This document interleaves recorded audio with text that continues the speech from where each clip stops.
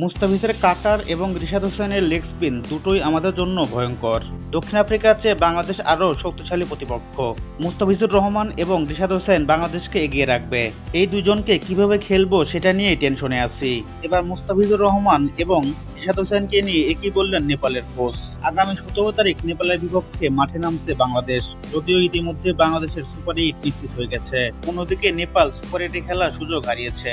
শক্তির দিক থেকে নেপালের চেয়ে বাংলাদেশ এগিয়ে থাকলেও যে কোনো সময় ভয়ঙ্কর হয়ে উঠতে পারে নেপাল। আজ দক্ষিণ আফ্রিকার মতো দলের বিপক্ষে মাত্র 1 রানে হেরেছে নেপাল।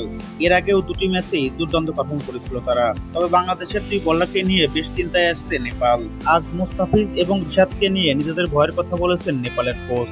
নেপালের কোচ বলেন, মুস্তাফিজুর রহমান এবং রিশাদ হোসেন যে কোনো সময় ম্যাচের মোড় ঘুরতে দিতে পারে। তাকে নিয়ে খুব টেনশনে আছি। তারা শক্তির বিচারেও আমাদের চাইতে অনেক ভালো একটি দল এবং ইতিমধ্যে তাদের সুপার 8 নিশ্চিত হয়ে গেছে।